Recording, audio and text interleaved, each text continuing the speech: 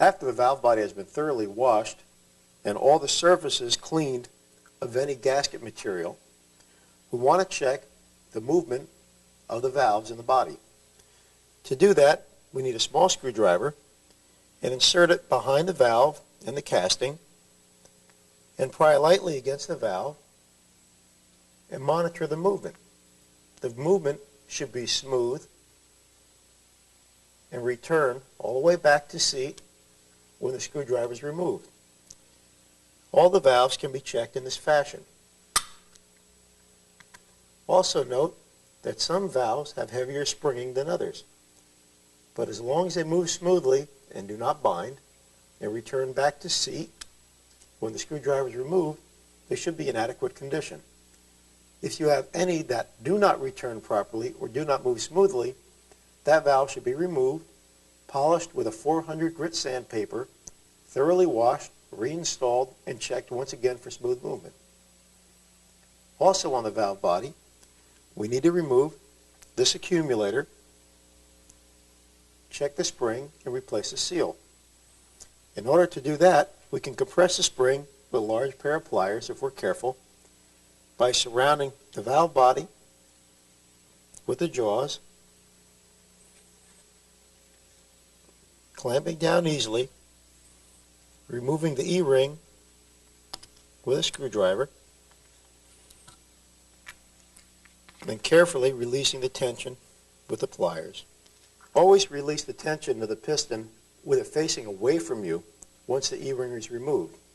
If the pliers were to slip, the spring behind this has adequate force to traject the piston at you, and it may result in injury. Once again, we have to examine the spring, make sure it's not collapsed or broken, which the spring is not. Now we can also re-clean this part of the valve body and replace the seal on the piston. This is a good time to install a shift improver kit or a reprogramming kit. Shift kits are not difficult to install. However, they can be confusing, so strict adherence and attention to the instructions and careful workmanship are a must. There are several manufacturers who produce quality shift kits. Most manufacturers give you a range of kit, which will go anywhere from just a shift improvement kit, such as we're going to use in our transmission, which primarily is designed to enhance transmission operation and extend transmission life, to high-performance kits, which will give you extremely firm shifts, all the way up to full race kits, which can be operated only manually. These kits primarily consist of an assortment of springs, special gaskets, a reprogrammed separator plate for the valve body. Most of these springs will replace original factory springs in the valve body, and in our case, they'll also replace the springs in the governor, which are located in this area. And also in our application, we'll be installing a spring on the normally springless modulator valve. Looking at our instructions, it tells us we're going to replace the 1 to 2 spring in our valve body and our pressure regulator spring in our valve body located in these two areas. On this particular valve body, to remove the valves, you must remove the drift pins. In order to do that, we have to push in on the valve, invert the valve body, and the pin should fall out.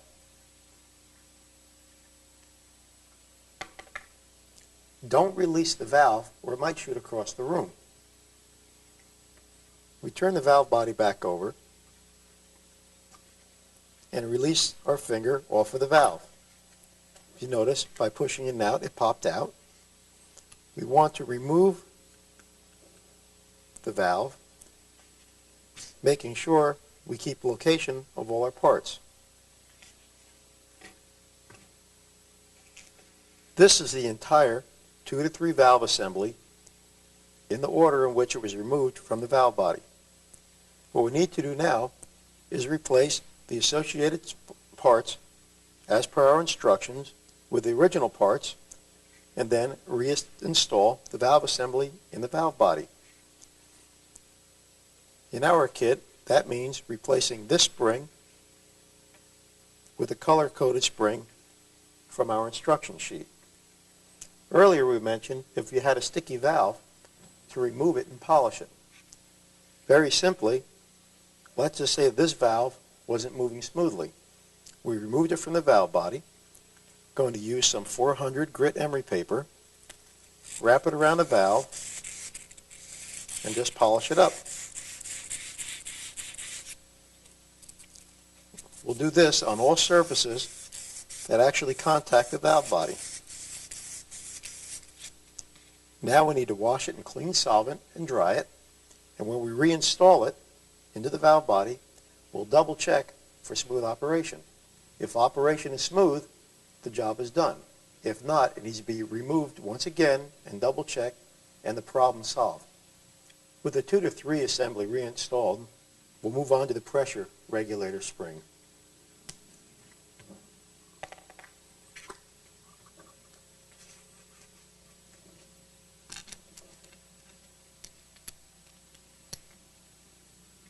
It's the same procedure, just in a different location.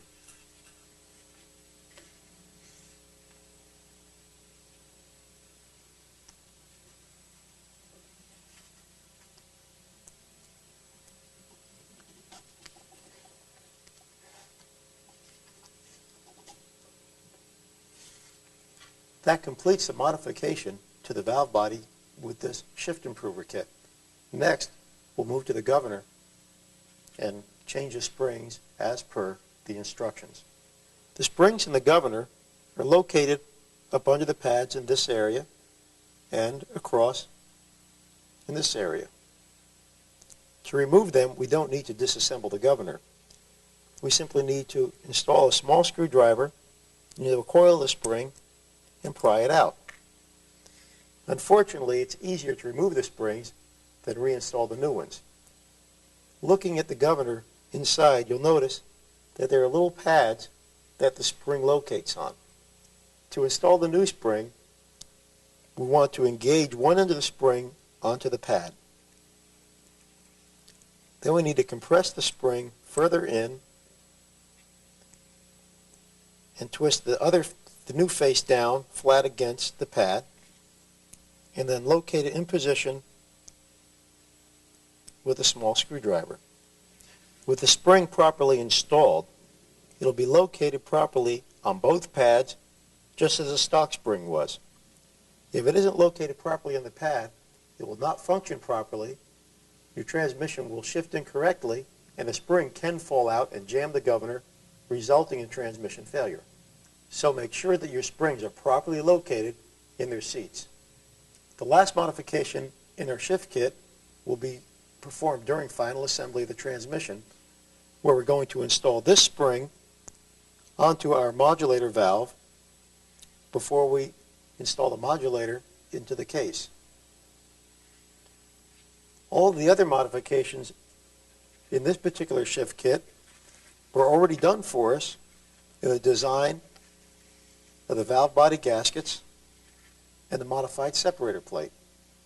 With the valve body completed, we're now ready to reassemble the entire transmission.